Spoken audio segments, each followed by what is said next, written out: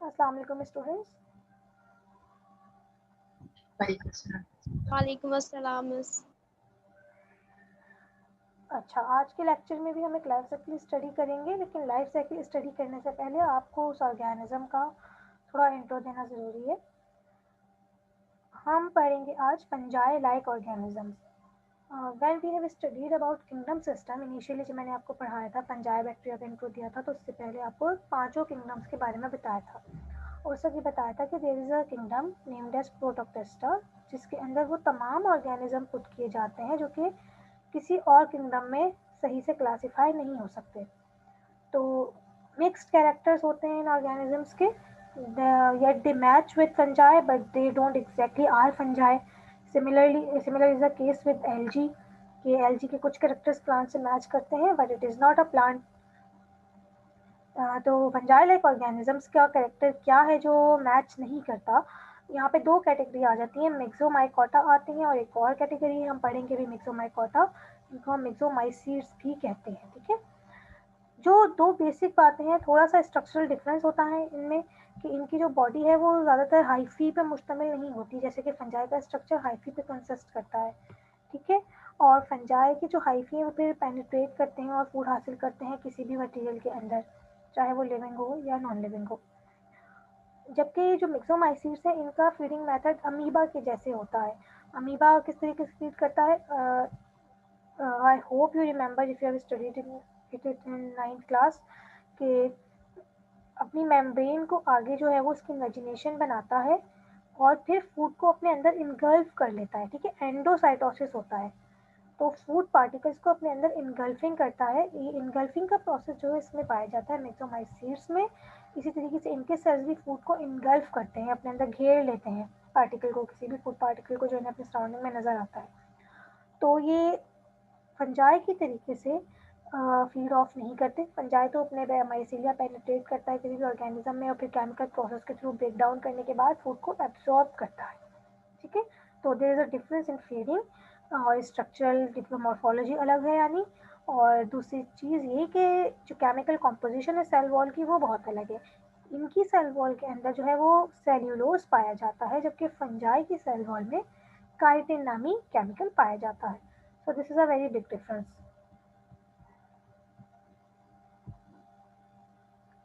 इनको हम slime moulds भी कहते हैं, क्योंकि जब ये ट्रेवल करते हैं किसी भी सरफेस के ऊपर, क्रीपिंग उनकी मूवमेंट होती है, तो ये अपने पीछे पीछे थोड़ा सा स्लाइम छोड़ते हुए जाते हैं। उनकी अपीयरेंस ऐसी होती है slimy.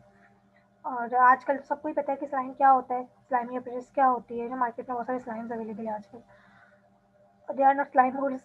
Myxomycetes are also called as slime molds. They are fungi-like members of kingdom Protozoa, और इसे प्रोटोप्टेस्टा भी कह सकते हैं। Their body is a plasmodium. इनकी बॉडी को हम पर्टिकुलर नाम देते हैं जिसको हम कहते हैं प्लाज्मोडियम। प्लाज्मोडियम किसी भी ऐसे स्ट्रक्चर को कहते हैं जिनकी कोई पर्टिकुलर बॉडी शेप ना हो, बस एक सेल्यूलर स्ट्रक्चर है जो कि क्रीप कर रहा हो।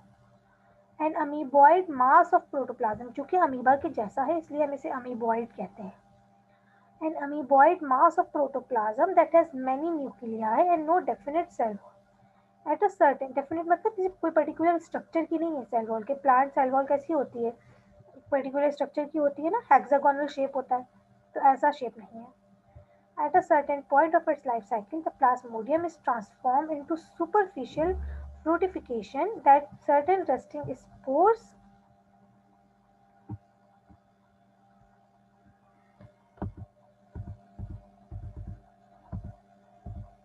that certain resting spores are produced. The slime molds produce zoospores that have two flagella. Achha. So the myxomycetes cause disease in plants by simply growing externally on the surface of plants, growing low on the ground. चूंकि ये बहुत ज़्यादा इनका structure extensive नहीं होता और ये soil के ऊपर क्रीप करते हैं, तो वो ज़्यादातर ऐसे ही प्लांट्स को इन्फेक्ट करते हैं जो कि लोअर, जिनका जो लेवल है वो लोअर हो, जैसे कि स्मॉल साइज ग्रासेस। ठीक है, स्ट्रॉबेरीज एंड वेजिटेबल्स जो कि बिल्कुल ज़मीन से लगी हुई हों, जिनके लीव्स और रूट्स और स्टेम्स, स्पेशली लीव्स जो है वो ग्राउंडेड हो। They are most common in warm weather after heavy rains or watering. In some areas, all above ground parts of plant and even the soil between plants may be covered by a creamy white or colored slimy growth. मतलब ये इतना ज़्यादा growth कर जाते हैं कभी कभी कि पूरा एरिया या पूरा प्लांट ही इनसे कवर हो जाता है। Later, the slimy growth changes to crusty ash gray or colored fruiting structures that make the affected plants appear dull grey. बाद में ये अपने अंदर एक फ्रूटिंग स्ट्रक्चर पैदा करते हैं जिसके अंदर स्पोर्स फिल्ड इन होते हैं, ठीक है, जिसकी वजह से जो प्लांट का कलर है या किसी भी सरफेस का कलर चेंज नजर आने लगता है। Basically they are saprophytic but yes they can infect, इनकी कुछ स्पीशीज हैं जो कि इन्फेक्ट कर सकती हैं प्लांट्स को। Most of them are saprophytic.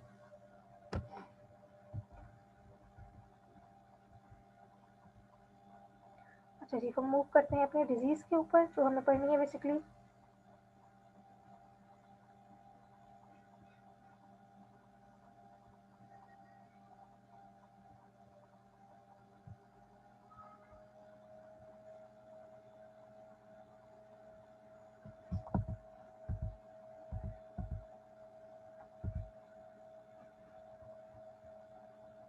ये आप पिक्चर्स पे गौर कीजिए कि किस तरीके से इनकी जो है अपीयरेंस देते हैं, ठीक है। ये फ्रूटिफिकेशन है, इनकी स्पोरेंजिया बने हुए हैं। स्पोरेंजिया ऐसा स्ट्रक्चर है जिसके अंदर स्पोर्स फिल्ड होते हैं, एक बलून लाइक स्ट्रक्चर जिसके अंदर बहुत सारे स्पोर्स फिल्ड हो, उसे हम स्पोरेंजिया कहते हैं।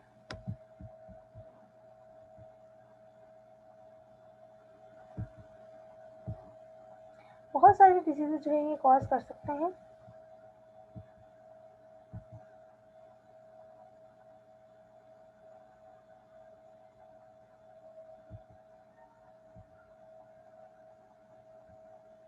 ये जो चार्ट है एक्चुअली, ये चार्ट आपको ये बता रहा है कि जो पैथोजेनिक मेंबर्स हैं ये कौन कौन से किंगडम्स में प्लेस्ड होते हैं, ठीक है। यानी प्लांट पैथोलॉजी में हम कौन कौन से किंगडम के मेंबर्स पढ़ते हैं। किंगडम प्रोटोजोआ यानी किंगडम प्रोटोक्टिस्टा भी कहते हैं। तो एक और किंगडम है जिसका नाम है क्रोमिस्टा, ठीक है। क्रोमिस्टा के मेंबर से होने वाली हम एक डिजीज पढ़ेंगे आज। उसके बाद किंगडम फंजाई, किंगडम फंजाई से होने वाली डिजीज हमने लास्ट टाइम हमने 2 डिजीज पढ़ी हैं जिसके अंदर हमने क्या पढ़ा था। Can anyone repeat the name of the diseases that I have teach you in previous 2 classes?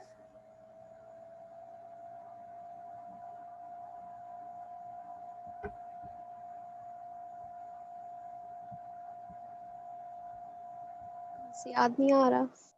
Black stem rust पढ़ा है हमने और स्मट डिजीज पढ़ी है, ठीक है। Okay miss. जो यहाँ पे हम पढ़ेंगे अभी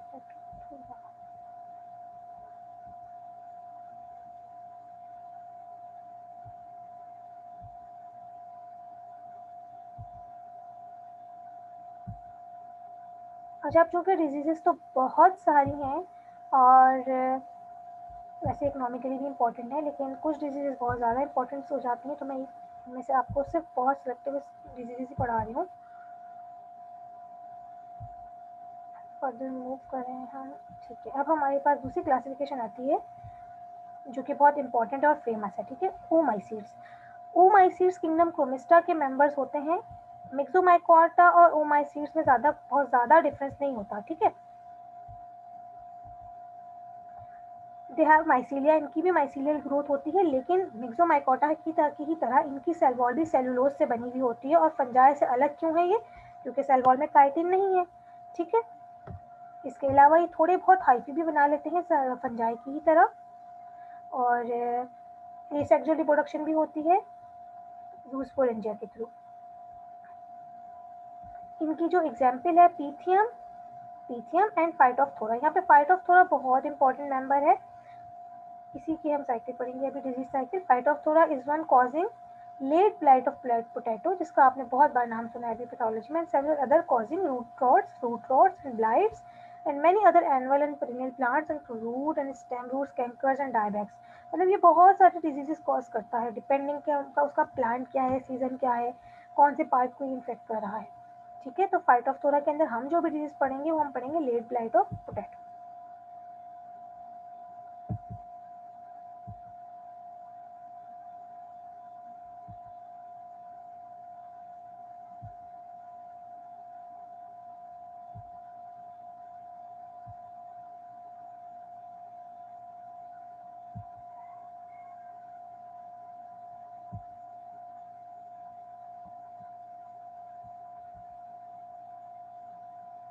अच्छा जी, Phytophthora and stem rots. Most species of Phytophthora cause root and lower stem rots in numerous species of plants. The losses caused by such root and stem roots are great. यानी बहुत ज़्यादा नुकसान कॉज करते हैं जब ये root rot करते हैं और स्टेम की रॉटिंग करते हैं।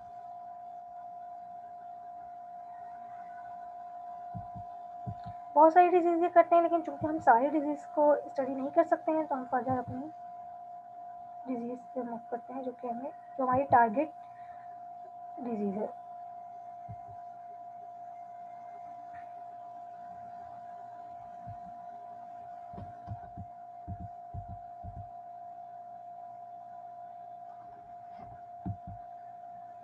ठीक है, लेट ब्लाइट ऑफ पोटैटो, ये इसकी देखिए कुछ डिजीज जो है वो रिप्रेजेंटेटिव डिजीजेस कहलाती हैं क्रॉप्स की या फंजाई की। रिप्रेजेंटेटिव डिजीज का मतलब जो कि बहुत फेमस हो और जो कि बहुत कॉमनली पाई जाती हो और उनका जो है वो डैमेज जो है वो रिकग्नाइजेबल हो, बहुत ज़्यादा डैमेज हो, यानी एपिडेमिक भी बन जाए, तो ऐसे डिजीजेस को कोर्स में स्टडी किया जाता है, वरना बहुत सारी है। Late blight of potato is a disease that is very much devastating. ठीक है, वो in all over the world जहाँ पे भी आलू उगता है वहाँ पे ये डिजीज अमूमन पाई जाती है। तो ब्राज़ील, जितने भी ठंडे इलाके हैं वहाँ पे नॉर्मली आलू उगता है। ठीक है, यूरोपियन साइड पे, ब्राज़ील साइड पे, यूएस साइड पे, मैक्सिको साइड के ऊपर, all in all those areas. अच्छा, late blight is also very destructive to tomatoes and some other members of family Solanaceae. Pathogen के ऊपर आते हैं। पैथोजन इसका कौन है? इसका नाम है फाइटोप्थोरा इन्फेस्टेंस और इन्फेस्टांस, जो भी आप कहना चाहें। The mycelium produce branched sporangiophores that produce lemon-shaped sporangia at their tip. Miss ये डिजीज ओमाइसीड्स की वजह से होती है ना? जी, ओके।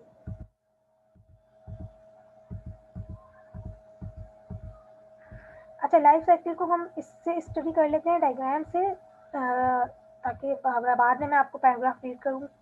अभी से स्टडी करते हैं ताकि क्लियर समझ आए।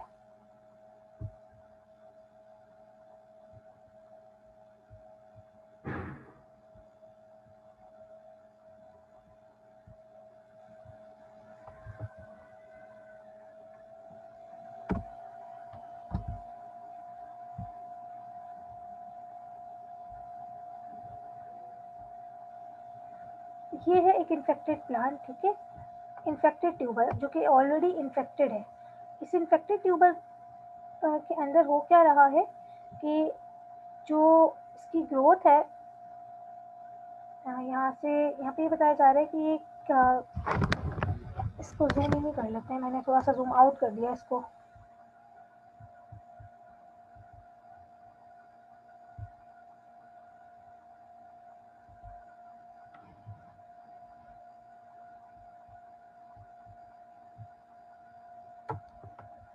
पहले आप ये वाला एरो पे गौर करें। इन्फेक्टेड ट्यूबर जो है वो बाज़ दफ़ा हम क्या करते हैं, इसको ग्रो करते हैं। ठीक है, एक्चुअली बाज़ दफ़ा क्या हम ट्यूबर से ही आलू को ग्रो करते हैं। तो जब हम आलू उगा रहे हों और ट्यूबर ऑलरेडी इन्फेक्टेड हो तो उससे क्या होगा कि जो भी सीडलिंग होगा वो भी इन्फेक्टेड हो जाएगा। ठीक है, सीडलिंग मतलब जो नया पौधा निकला है अभी, small size, that is seedling. इसके अंदर क्या होगा, इस माइसीलिया की ग्रोथ होगी। इंटरनल स्ट्रक्चर दिखाया जा रहा है कि स्टेम के अंदर, सीडलिंग के अंदर किसी भी जगह पे ये हो सकता है। क्या हो सकता है? इसके जो हाइफी हैं ये अपने आप को ब्रांच करें और स्पोरेंजियोफोर बनाए। स्पोरेंजियोफोर, इस स्टॉक को हम स्पोरेंजियोफोर कह रहे हैं। जिस स्टॉक के ऊपर, जिस प्लेस के ऊपर स्पोरेंजिया लगता है वो स्पोरेंजियोफोर है। स्पोरेंजियोफोर के ऊपर जो है अंदर जो है वो स्पोरेंजियोफोर के ऊपर स्पोरेंजिया लगता है और स्पोरेंजिया के अंदर क्या बनते हैं? स्पोर्स बनते हैं। ठीक है, हम यहाँ से ऐसे मूव करेंगे। This is sporangium and inside the sporangium spores produces. अब ये स्पोर्स जो है वो इनिशियली जब ये प्रोड्यूस होते हैं तो इनके पास कोई फ्लैजिला या नहीं होता, लेकिन जब ये बर्स्टिंग के करीब पहुँचते हैं तो फिर ये अपने अंदर फ्लैजिला बनाते हैं। फ्लैजिला बनाते हैं और जब ये बर्स्ट आउट करते हैं तो ऑब्वियसली सराउंडिंग में कोई ना कोई प्लांट या मटेरियल, इनफैक्ट कोई प्लांट डेब्रिस भी अगर प्रेजेंट है ज़मीन, तो जहाँ पे भी ये पहुँचते हैं वहाँ पे फिर ये क्रीप करते हैं और अपने फ्लैजिला लूज करते हैं और कहीं भी कोई भी मटेरियल जो इन्हें मिले उसके ऊपर ही अपना माइसीलिया दोबारा बनाना शुरू करते हैं। तो इन्हें सराउंडिंग में अगर कोई पत्ता मिल गया है, कोई स्टेम मिल गया है कोई और मटेरियल मिल जाए इसके पे ग्रो कर सकते हैं, जिसके ऊपर ये ग्रो करते हैं और फिर फर्दर इन्फेक्शन फैलाने का सबब बनते हैं।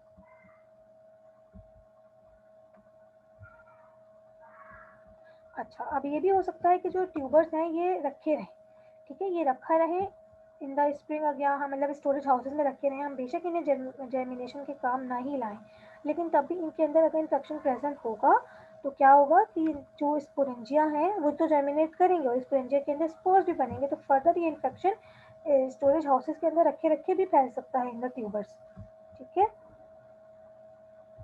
ये तो थी एसेक्सुअल रिप्रोडक्शन, इसके अंदर आपने देखा कहीं भी कोई भी फ्यूजन नहीं हुआ है, सिर्फ जू स्पोरेंजिया बना, स्पोरेंजिया के अंदर जू स्पोर्स बने और वो जर्मिनेट कर गए। जू स्पोर्स क्या चीज़ है? ऐसे स्पोर जो कि मोबाइल हो या मोटाइल हो, दैट हैव मोटिलिटी, जो कि मूव कर सकते हो, ऐसे स्पोर्स को हम जू स्पोर्स कहते हैं। और चूंकि मोटिलिटी जो है वो कैरेक्टर है किसका? एनिमल्स का, यानी एनिमल्स मोबाइल होते हैं ना, प्लांट्स तो मोबाइल नहीं होते, तो इसीलिए हम ऐसे स्पोर्स जिनके पास फ्लैजिला होता है और फ्लैजिला की हेल्प से वो मूव कर सकते हैं, हम उन्हें जू स्पोर्स कहते हैं। जू वर्ड कहाँ से आया है? जूलॉजी से। समझ आया? Yes miss. जी मिस। ठीक है, सारे स्पोर्स जो है वो दुनिया में जू स्पोर्स नहीं होते हैं, ओनली दोज आर कॉल्ड जू स्पोर विच आर फ्लैजिला। अगर इन्हें सेक्सुअल रिप्रोडक्शन करनी होगी तो ये कैसे करेंगे?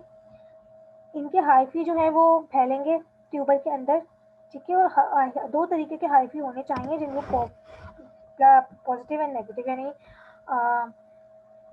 एक का जेनेटिक मटेरियल दूसरे से अलग होना चाहिए।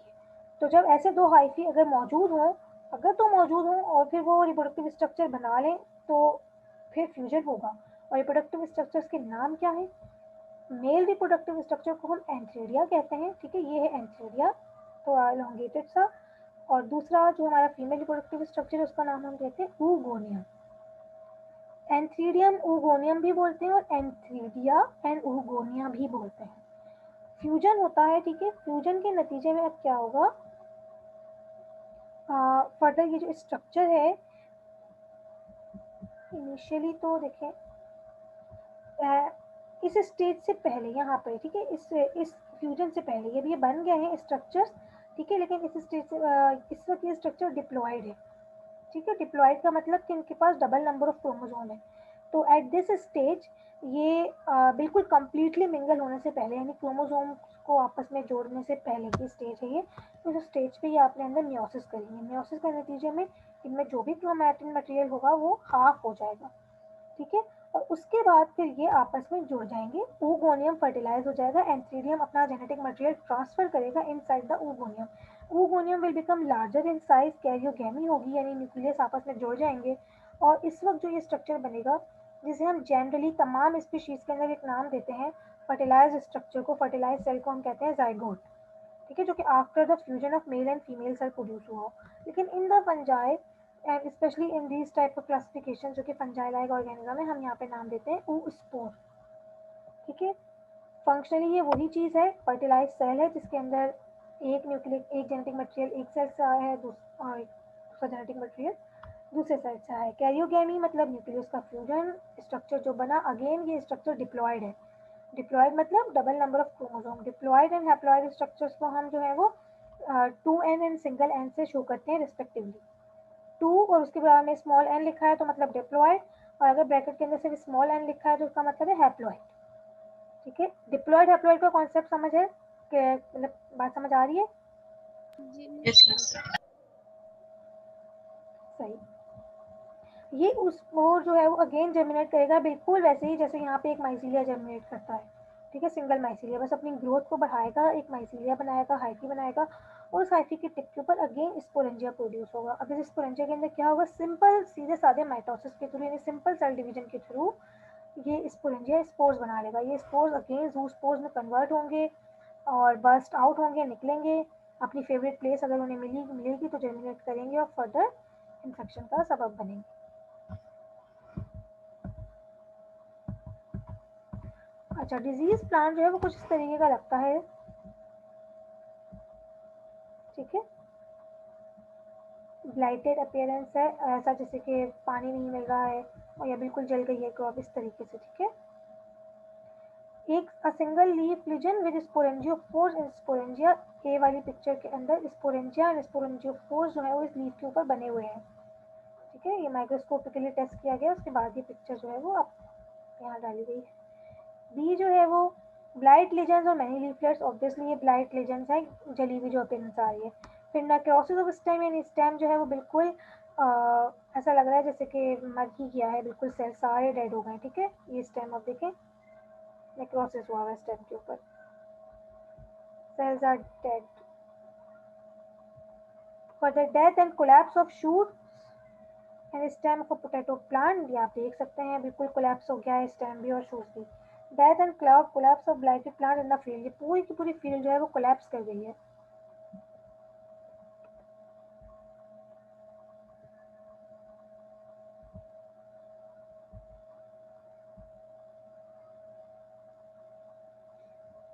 तो पोटैटो ट्यूबर्स जो है वो इन्फेक्टेड नजर आ रहे हैं आपको फर्स्ट इमेज में।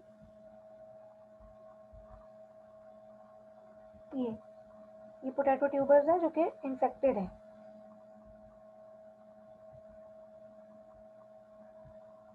Potato tuber infected with and producing sporangia, ये पोटैटो ट्यूबर इन्फेक्टेड तो है ही, लेकिन ये इस वक्त इसके अंदर रिप्रोडक्शन जारी है, ये सेक्सुअल रिप्रोडक्शन और स्पोरेंजिया बने हुए, इसीलिए जो वाइटिश अपीयरेंस है आपको इसके ऊपर नजर आ रही है। ठीक है, ये वाइटिश अपीयरेंस जो है वो कैरेक्टरिस्टिक फीचर है किसी भी फंजाई और फंजाई लाइक इन्फेक्शन के प्रेजेंट होने का। सही। जी close up on sporangio 4 and 3 sporangia, ये है। ठीक है, ये स्पोरेंजियो 4 है, इसके ऊपर स्पोरेंजिया लगे हुए हैं। सही है, ये माइक्रोस्कोप के अंदर ली गई है picture.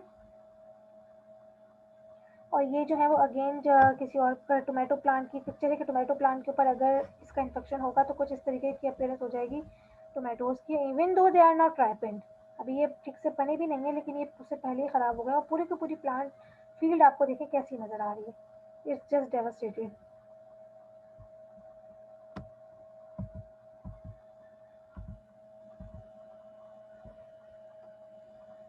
Symptoms appear at first as water-soaked spots, usually at the edges of the lower leaves. ऐसे स्पॉट्स होते हैं जैसे लगता है जैसे पानी में ज़्यादा देर रहने से स्पॉटिंग हो गई है, गली हुई अपीयरेंस होती है। In moist whether the spots enlarge rapidly and form brown blighted areas with indefinite borders. A zone of white downy mildew growth 3 to 5 millimeters wide appear at the border of the lesions on underside of the leaves. यानी एक white ही appearance भी बनती है lesions जो darker portion है उसके नीचे की तरफ। Soon entire leaves are infected, die and become limp, यानी बिल्कुल टूट के जैसे नीचे की तरफ झुक जाए, ऐसा हो जाएगा, लिम्पी हो जाएगा। Under continuously wet conditions, all tended above ground parts of the plants blight and rot away. बहुत फेवरेबल कंडीशंस अगर मिल गई हैं इसको, यानी वेट सीजन जो है वो अगर मिला हुआ है, ह्यूमिड है सीजन, वेट है और बारिशों का सीजन है स्पेशली, अगर इतना ज़्यादा वेट है अगर, तो फिर इसकी ग्रोथ जो है वो तेज़ी से होती है और पूरी पूरी पूरी फील्ड बहुत तेज़ी से ख़त्म हो जाती है। इनकी वजह से एक करेक्टरिस्टिक स्मेल आती है, एक डिस्टिंक्टिव स्मेल होती है इसकी। In dry weather, the activities of the pathogen are slowed or stopped. Existing lesions stop enlarging, turn black, curl and wither. अगर पहले से कोई लीजन प्रेजेंट है ट्यूबर के ऊपर, आलू के ऊपर, और सीजन लेकिन अब फेवरेबल नहीं है, तो फिर वो इनलार्ज नहीं होगा, यानी ग्रोथ जो है वो उसकी रुक जाएगी पैथोजन की, काला हो जाएगा, कर्ल्ड स्किन हो जाएगी, सूखी हुई। ठीक है, और बाहर की तरफ कोई स्पोरेंजिया नहीं बनेगा। Again, when the weather becomes moist, again the oomycete resume its activities and the disease once again develops rapidly. Affected tubers at first show purplish or brownish blotches consisting of water-soaked dark, somewhat reddish-brown tissues that extends 5 to 15 millimeters into the flesh of the tubers. यानी अंदर की तरफ जो है ये इतने deep होते हैं 5 to 15 millimeters. After that, after some time जो अफेक्टेड एरिया होगा वो थोड़ा ड्राई हो जाएगा और हार्ड हो जाएगा। Infected tubers may be subsequently covered with sporangiospores. Obviously sporangiospore बनेंगे और sporangia बनेगा अगर सीजन फेवरेबल होगा।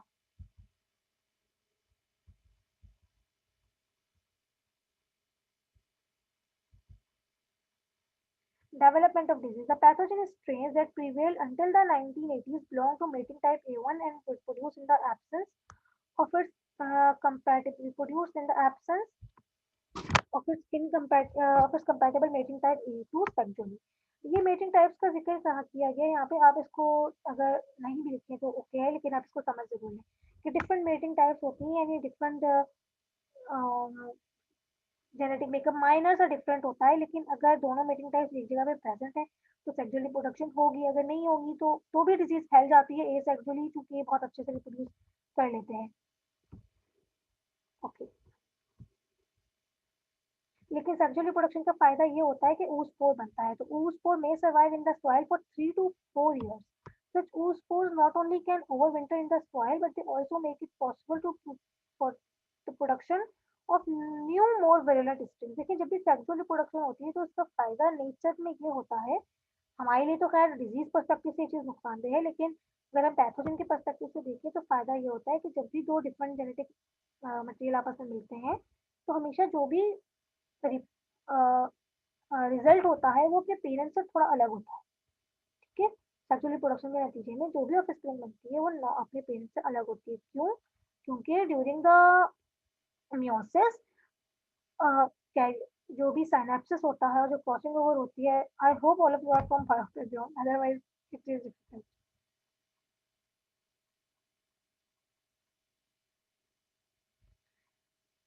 क्रोमोसोम जो है वो आपस में इंटरमिंगल करते हैं और एक से जेनेटिक मटेरियल दूसरे क्रोमोसोम पे ट्रांसफर होता है, तो रिजल्टिंग जो है वो अलग होता है, तो डिफरेंट कैरेक्टर जो है वो हमें मिलते हैं और इसी वजह से नए विरुलेंट स्ट्रेन, विरुलेंट का मतलब ज्यादा डिजीज करने वाले, डिजीज को तेजी से डिजीज फैलाने वाले और अनकंट्रोलेबल ऐसे स्ट्रेन वजूद में आते हैं। स्ट्रेन मतलब किसी एक चीज का दूसरा वेरिएंट, ठीक है, यानी पैथोजन के टाइप्स। तो ऐसा फाइटोप्थोरा वजूद में आता है जो कि ज्यादा विरुलेंट होता है सेक्सुअल रिप्रोडक्शन के नतीजे में।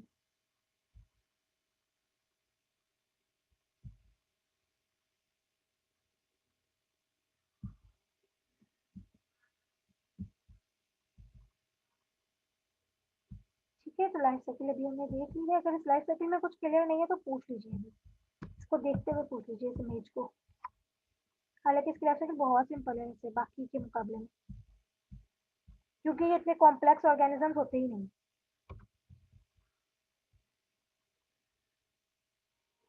Any question? नो मिस, आ गया समझ। Okay, then control. Late blight of potatoes can be controlled successfully by combination of sanitary measures, resistant varieties, and well-timed chemical sprays. Only disease-free potatoes should be used for seeds. Potato dumps or और cull piles should be burn before planting time in the spring, यानी जो भी disease material है आप उसे खत्म कर दें, स्पेशली बर्न कर दें तो इट इज बेटर। ठीक है, और आप हमेशा अच्छे पोटैटोज यूज करें फॉर न्यू क्रॉप। सैनिटाइजेशन होनी चाहिए, यानी कि अपने जो भी आपके इक्विपमेंट्स हैं आप उनको साफ सुथरा करके यूज करें। ठीक है, टाइमली स्प्रे करें अपनी क्रॉप के ऊपर। स्ट्रॉन्ग हर्बिसाइड्स यूज करें टू किल ऑल स्प्राउट्स और ग्रीन ग्रोथ। अगर आपने अपनी फील्ड एम्प्टी कर दी है, हार्वेस्टिंग हो गई है, तो हार्वेस्टिंग के बाद भी कोशिश करें कि आप इस हर्बिसाइड को स्प्रे करें ताकि ज़मीन के अंदर जो रिमेनिंग प्लांट्स ग्रो कर रहे हैं, घास को जो ग्रो कर रही है वो ना ग्रो करे। अगर इन्फेक्शन आपकी क्रॉप में पहले था तो ये काम लाजमी आप करें, ताकि जो भी वहाँ पे अगर इन्फेक्शन प्रेजेंट है फाइटोफथोरा का, तो उसको मटेरियल ना मिले ग्रो करने के लिए, कोई ग्रीन मटेरियल, कोई लिविंग सेल उसे ना मिले ग्रो करने के लिए, वरना आगे आने वाली क्रॉप में भी इन्फेक्शन तेजी से फैलेगा। तो कोई भी वॉलंटियर प्लांट्स नहीं होना चाहिए in that field. All volunteer potato plants in the area, whether in the potato field or in other fields, should be destroyed, as any volunteer potato plant can be a source of late blight infection. The recent introduction of the A2 mating type and the potential for mating and production of hardy spores that can survive the winter in the soil may drastically change our ability to control late blight. यानी mating type के आ जाने से दूसरी mating type की आ जाने से infection को control करना बहुत मुश्किल हो गया है। इनिशियली हमें इसकी एक ही मेटिंग टाइप ज़्यादा मिलती थी A1, तो सिर्फ एसेक्सुअल रिप्रोडक्शन होती थी ज़्यादातर रीजन्स के अंदर, और वो एसेक्सुअल के बाद जो है वो कंट्रोल उसका फिर भी आसान होता था क्योंकि oospore नहीं बनते थे। अब oospore बनने की वजह से जो है वो 3, 4, 5, 6 साल बाद भी जो है वो इन्फेक्शन रिवाइव कर जाता है। मिस, जी। ये A2 मेटिंग टाइप क्या है? Meeting. A2 mating type Phytophthora का वो स्ट्रक्चर है या वो फाइटोप्थोरा की टाइप है जिसका जेनेटिक मेकअप A1 से अलग है। बस ये एक जैसे हम इंसान हैं और हम इंसान एक दूसरे से अलग अलग हैं, इसी तरीके से फाइटोप्थोरा के अंदर दो मेटिंग टाइप्स मौजूद हैं। ठीक है, जी एक ठीक का है। जेनेटिक मेकअप कुछ अलग है, उसको हमने A1 का नाम दे दिया है, और एक का जेनेटिक मेकअप कुछ अलग है, उसको हमने A2 का नाम दे दिया। तो अगर genetic okay makeup miss. Different present होंगे तभी सेक्सुअल रिप्रोडक्शन होगी, अदरवाइज नहीं होगी। ठीक है मिस, ठीक है, आ गया। Only the most resistant potato varieties available should be planted. जो resistant varieties है उनका इस्तेमाल किया जाए फील्ड में, और susceptible varieties यूज ना की जाए। Unfortunately, most popular commercial potato varieties are more or less susceptible to later strike. मतलब जो ज्यादा कमर्शियल वैरायटीज हैं और जो ज्यादा रिप्रोडक्ट जिनका आउटपुट ज्यादा है पोटैटो का, वो ज्यादातर ससेप्टेबल ही है। इस इनकी यानी इनकी रेजिस्टेंट वैरायटीज बनाना इतना आसान नहीं है, लेकिन कम है। The blight oomycete comprises a number of races uh, which differ from one another in the potato varieties that they can attack several potato varieties. Resist यानी इनकी जो है वो डिफरेंट रेसेस प्रेजेंट हैं। जिस तरह से अगर हम प्लांट की बात करते हैं कि प्लांट के अंदर डिफरेंट वैरायटीज है, इसी तरीके से इनकी भी डिफरेंट वैरायटीज और रेसेस प्रेजेंट है पैथोजन की, जिसकी वजह से भी कंट्रोल करना मुश्किल होता है कि जो हर वैरायटी के लिए कोई ना कोई पैथोजन वैरायटी अगेन प्रेजेंट है, जिसे हम कहते हैं पैथोवार, PATHOVAR, यानी पैथोवार्स की वजह से भी कंट्रोल करना मुश्किल हो जाता है। और अगेन ये पैथोवार जो है वो रिजल्ट होती है सेक्सुअल रिप्रोडक्शन का, यानी एक टाइम के बाद एक चीज इतनी चेंज हो जाती है कि वो एक नई पैथोवार बन जाती है समटाइम्स, और समटाइम्स खैर नेचुरली प्रेजेंट होती है। ऐसा नहीं है कि हमेशा पैथोवार बन जाए, पैथोवार नेचुरली भी प्रेजेंट होती है इन द रीजन। जैसे कि एक ही फंगस का जो है वो टोमेटो का पैथोवार अलग होगा, पोटैटो का पैथोवार अलग। ठीक है, जेनेटिक डिफरेंशिएशन प्रेजेंट होगी minute. Okay, some of them are resistant to wine infections but not to tuber infections. अच्छा, जब हम रेजिस्टेंट वैरायटीज की बात करते हैं तो कुछ जो है वो वैरायटीज जो है वो किसी एक प्लांट पे असर करती हैं, किसी एक प्लांट पे नहीं करती है। इस तरीके से अगर हम प्लांट की बात करें, अपने होस्ट की बात करें, तो कुछ होस्ट जो है वो किसी एक इन्फेक्शन के लिए ससेप्टेबल होते हैं और किसी एक इन्फेक्शन के लिए रेजिस्टेंट होते हैं।